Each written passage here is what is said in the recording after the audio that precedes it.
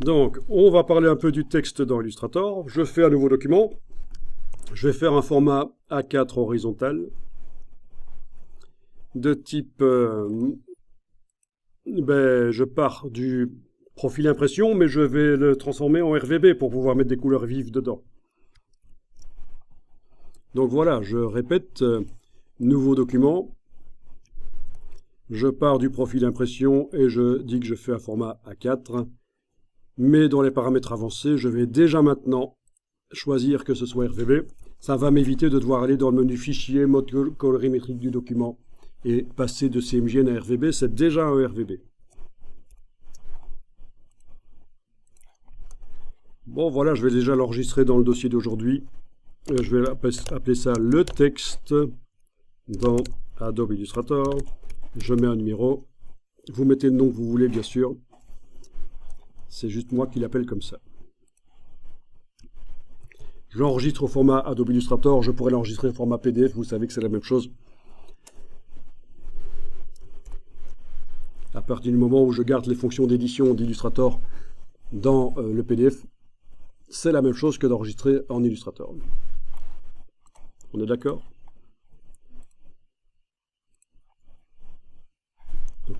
Si je l'enregistrais en PDF, à partir du moment où ceci est coché, aucun problème, aucune différence pour moi.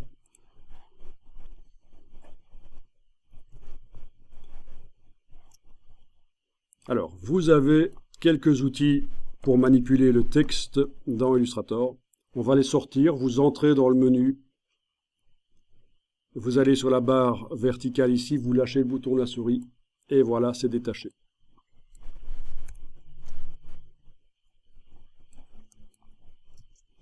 Oui, et donc sur le PC, vous êtes obligé de cliquer, en fait, à cet endroit-là. Oui, oui, ça c'est des différences de... Donc là, vous êtes obligé de... Quand vous êtes sur la barre, vous êtes obligé de cliquer pour que ça marche, c'est ça? Oui? Bon, voilà, en tout cas, voilà, vous avez la palette de texte vue dans son entièreté. Donc les différents types de texte, on a le texte... L'outil texte basique qui sert à faire deux types de texte dans Illustrator. Du texte dans un bloc ou du texte sur une ligne. La plupart du temps dans Illustrator, vous allez plutôt faire du texte sur une ligne. Parce que le texte dans les blocs, on va plutôt, quand on a des travaux avec beaucoup de texte à mettre dans des blocs, des dizaines, des centaines de mots, on va plutôt faire ça dans InDesign.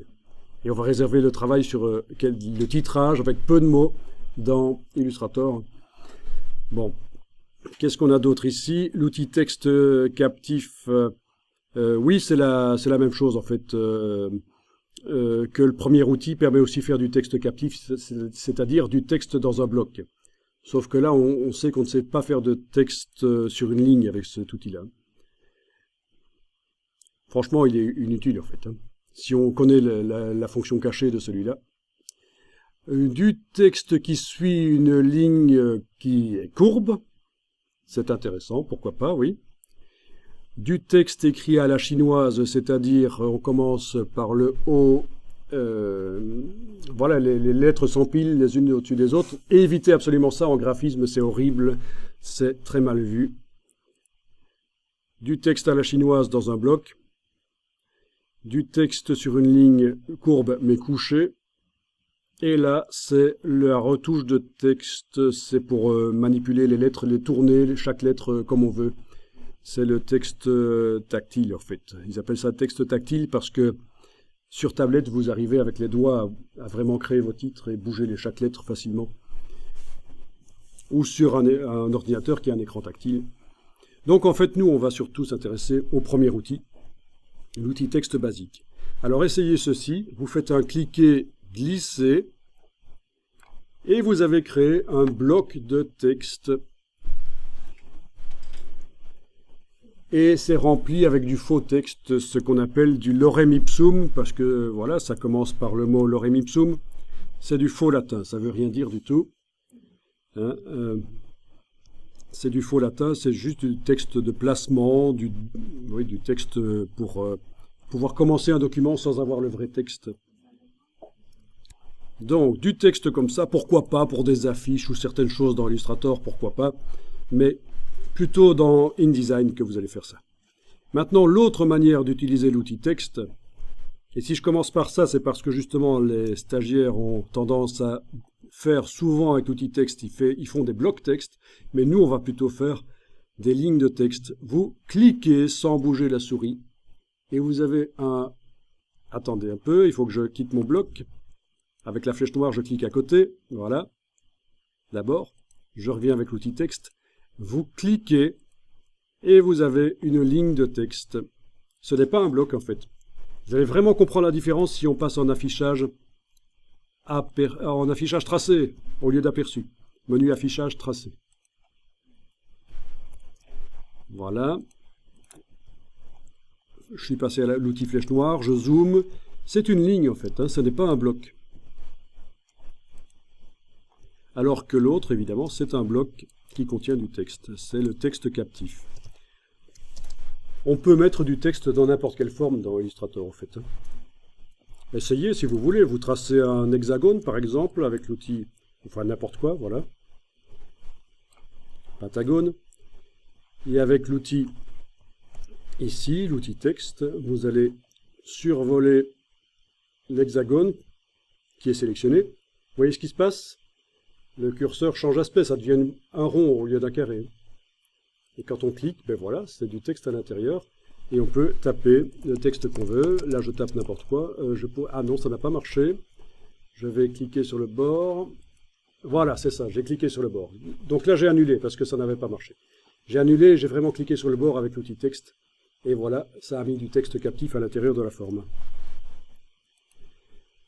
Donc tout ça pour dire que n'importe quelle forme Illustrator peut servir à faire du texte en fait. Hein. Je recommence. Hein. Comment est-ce qu'on fait la dernière chose que j'ai faite là? Donc je recommence l'explication ici, je fais une forme n'importe quoi, que je vais bouger. Avec l'outil texte, je vais aller me mettre sur le bord là et cliquer. Voilà, c'est du texte qui remplit la forme. CTRL Z, parce que j'avais eu le réflexe d'utiliser l'outil main, ce qui a évidemment remplacé tout le texte par des espaces. Ça permet d'être créatif éventuellement, ça. Hein, de pouvoir mettre du texte dans n'importe quelle forme Illustrator. Donc pour répondre à ta question, si tu veux mettre une ligne sur, voilà, sur l'hexagone, il vaut mieux la faire à côté, comme ça, et venir avec la flèche noire la déplacer. Oui, deux objets séparés, ce sera beaucoup plus facile à gérer. Avec l'outil de transformation, je peux même aller agrandir. Voilà, c'est à peu près ce genre de choses que tu voulais. Voilà, et quitte à les grouper, sélectionner les deux et faire objet associé, comme ça, quand je prends n'importe lequel des deux, l'autre va suivre.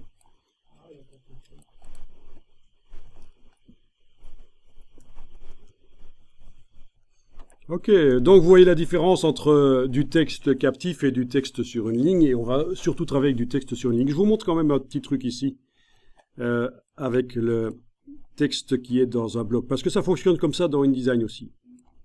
Avec l'outil de transformation manuelle, quand je redimensionne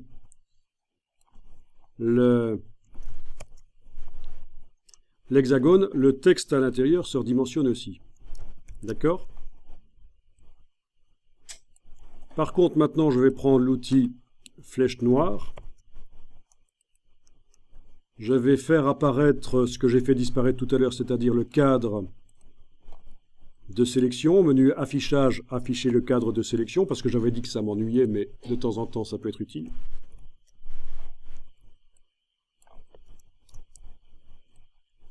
Vous voyez la différence ? Avec le cadre de sélection et la flèche noire, je redimensionne l'hexagone, mais le texte à l'intérieur ne se redimensionne pas.